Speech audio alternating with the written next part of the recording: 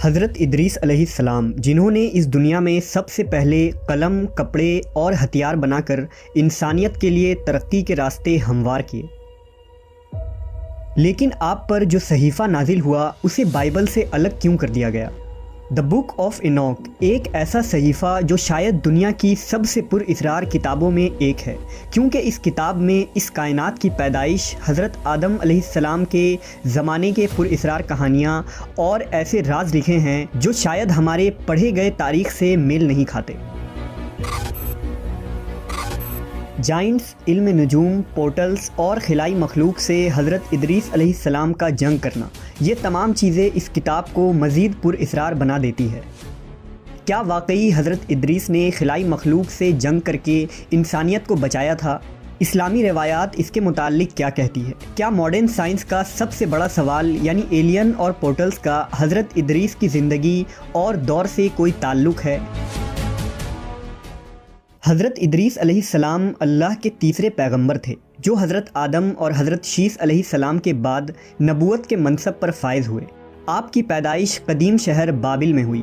روایتوں کے مطابق حضرت ادریس نے دنیا میں لوگوں کو سب سے پہلے لکھنے پڑھنے اور تعلیم حاصل کرنے کا درس دیا۔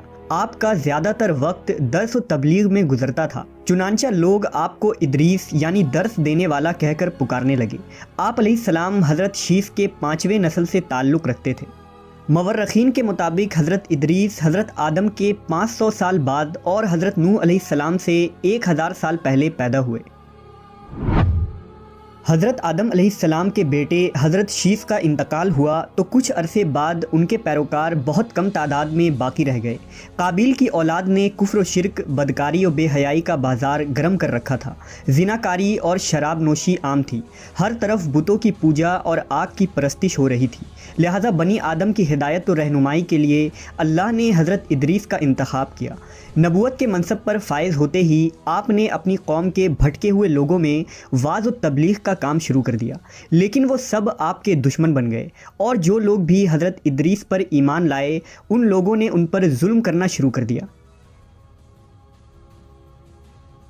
لہٰذا حضرت ادریس نے اپنے پیروکاروں کے ساتھ بابل سے ہجرت کرنے کا ارادہ کیا۔ حضرت ادریس اہل ایمان کو لے کر مصر کی طرف چل پڑے اور دریائے نیل کے کنارے آباد ہو گئے۔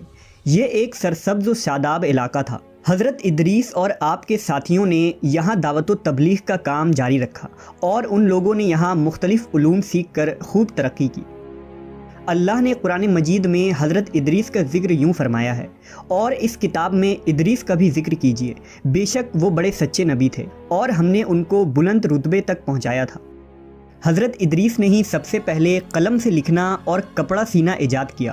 ان سے پہلے لوگ عموماً جانوروں کی کھال کو بطور لباس استعمال کیا کرتے تھے۔ حضرت ادریس وہ پہلے انسان تھے جنہیں علم نجوم اور علم الحساب یعنی ایسٹرولوجی اور میتھمیٹکس کا علم بطور معجزہ عطا کیا گیا تھا۔ کہا جاتا ہے کہ آپ کو 72 زبانوں کا علم تھا اور دنیا کی تمام قدیم بنیادی زبان مثلاً عربی، سریانی، لاطینی، یونانی، عبرانی اور مصری زبان کی بنیاد آپ نے ہی رکھی تھی۔ حضرت ادریس پر 30 صحیفے نازل ہوئے جو اس وقت کے لوگوں کے لیے رہنمائی تھی۔ آپ نے ہی اسلحہ اور ہتھیار بنانے کے فن کو عام کیا۔ مورخین نے لکھا ہے کہ چونکہ بنی قابیل بار بار آپ کے علاقے پر حملے کیا کرتے تھے، لہٰذا آپ نے اسلحہ بنائے اور ان سے کئی بار خون ریز جنگ بھی لڑی۔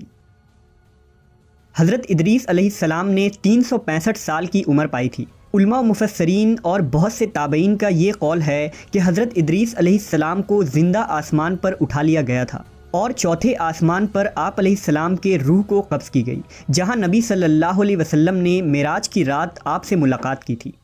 مشہور مصنف جمال الدین القفلی نے لکھا کہ عراق و ایران کے سرحدی علاقوں میں آباد التیمہ نامی ایک قوم حضرت ادریس کی باقی بچے ماندہ قوم میں ہیں، جو سائبین کی ایک شاخ ہیں۔ یہ لوگ خود کو ادریسی کہتے ہیں۔ یہ لوگ ستارے کو اپنے دینی رسومات کا ماخذ سمجھتے ہیں اور اپنی عیدیں اور قربانیاں ستاروں کے عروج اور رجوع کے وقت کے مطابق مقرر کرتے ہیں۔ قرآن و حدیث کے علاوہ حضرت ادریس علیہ السلام کی زندگی اور ان کے زمانے کے متعلق معلومات کے 2 مزید ذرائع موجود ہیں۔ پہلا قدیم سومیری تختیاں اور دوسرا توریت کا گمشدہ صحیفہ یعنی دا بک آف اینوک۔ سن 1946 میں بحر مردار کے کنارے ایک غار میں 900 قدیم صحیفے دریافت ہوئے۔ یہ وہی صحیفہ ہے جو ہنوک یعنی حضرت ادریس پر نازل ہوا تھا۔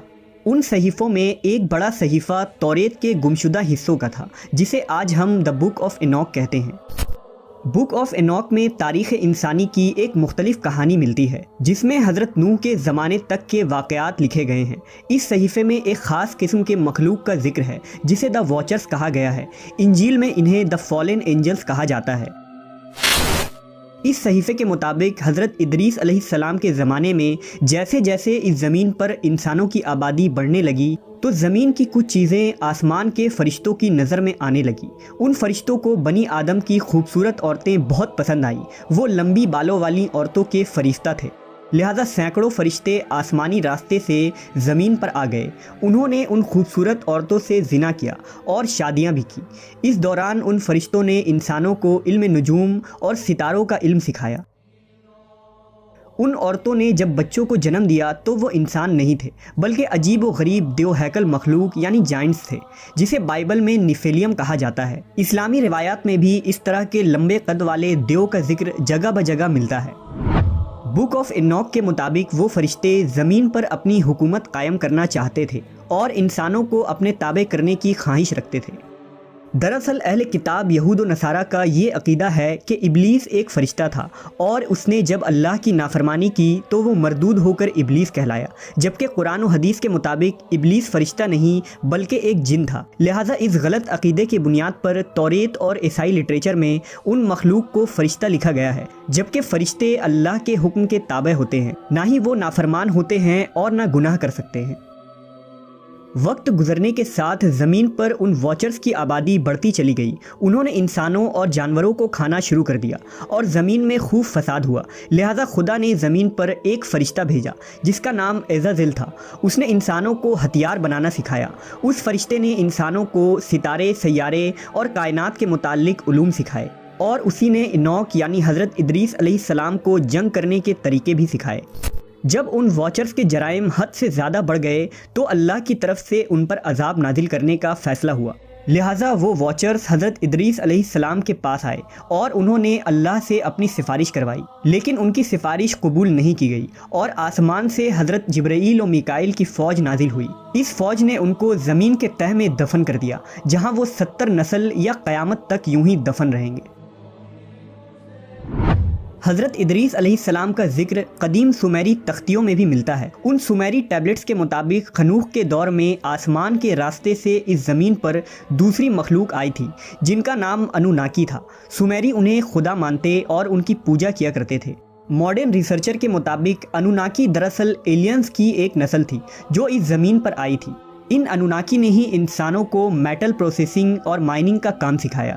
اس کے علاوہ ایسٹرونومی، سائنس، میتھمیٹکس، کاسمیٹک کا استعمال اور ہتھیار بنانا بھی سکھایا، جس کی وجہ سے انسانی تہذیب پروان چڑھی۔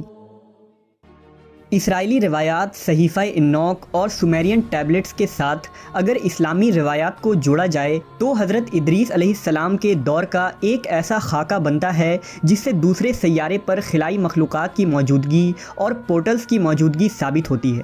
عین ممکن ہے کہ وہ فالن اینجلز، واچرز یا انوناکی کوئی خلائی مخلوق ہوں جو دوسرے پلانٹ سے ہمارے زمین پر حملہ آور ہوئے ہوں اور جن سے حضرت ادریس علیہ السلام نے جنگ کیا اور انسانی تہذیب کو بچایا۔